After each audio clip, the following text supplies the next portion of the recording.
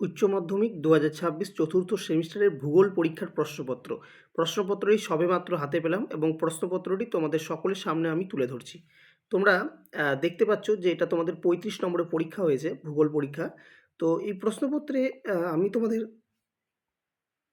কতখানি কমন দিতে পেরেছি সেটা বলবো।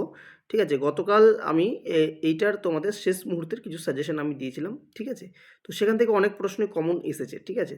তো প্রথমেই থাকছে তোমাদের 2 মার্কসের প্রশ্ন, ২ নম্বরে ৬টা প্রশ্ন থাকছে। তোমাদের এখান থেকে টোটাল থাকছে। তোমাদের প্রত্যেকটা অংশ থেকে দুটো, দুটি করে দিতে হবে। যেরকমভাবে তোমাদের প্রশ্নের প্যাটার্ন ছিল ঠিক সেইভাবে। তো প্রথমে দেখো তোমাদের এই যে অংশটা আছে ১ এর দাগের, এখান থেকে তোমাদের ৪টি প্রশ্ন আছে, তার মধ্যে যেকোনো ২টো প্রশ্ন করতে বলেছে।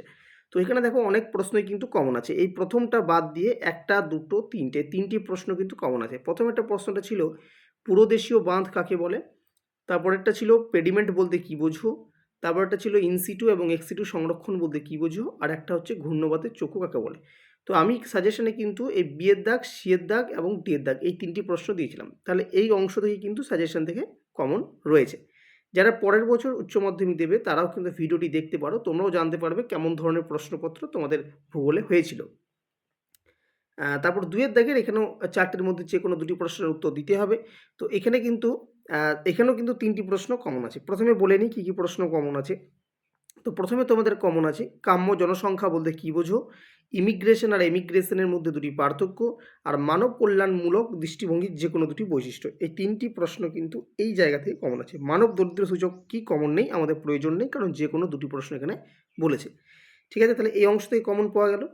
এবার আসবো আমরা পরবর্তী পৃষ্ঠায় প্রশ্নের। এখানেও বলেছে ৪টি প্রশ্নের মধ্যে যেকোনো ২টি প্রশ্নের উত্তর দাও। তো কী, কী প্রশ্ন আছে বলে দিই।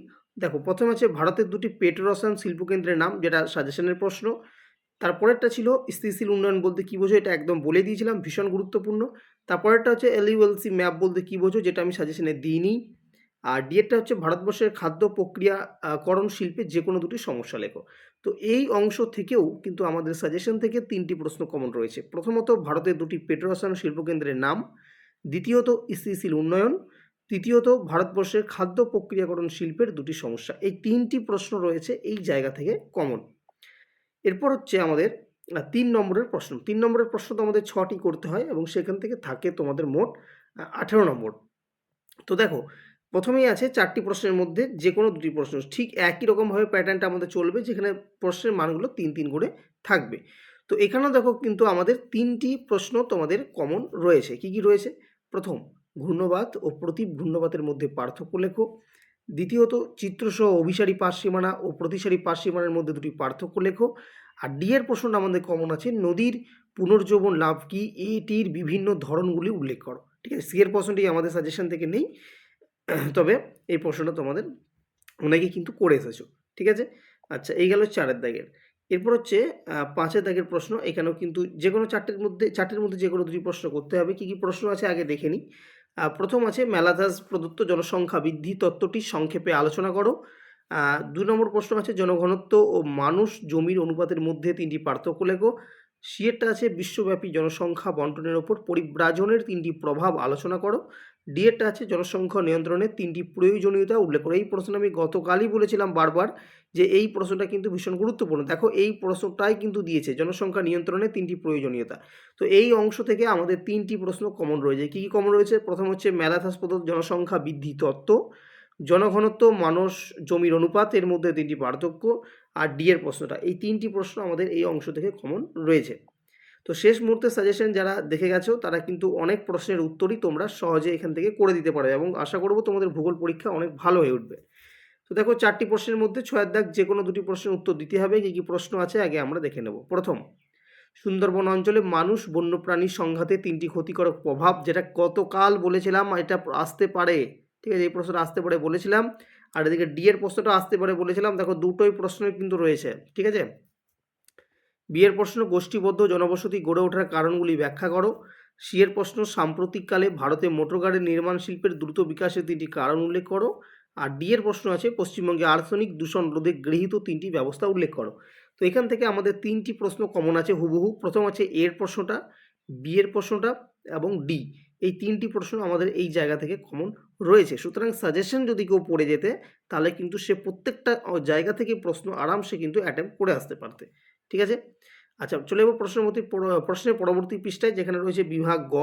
তো বিভাগ গতে তোমাদের ২টি প্রশ্নের মধ্যে একটা করতে হবে এবং নম্বর থাকছে ৫। ঠিক আছে? তো দেখো, প্রথম প্রশ্নটাই একদম কমন।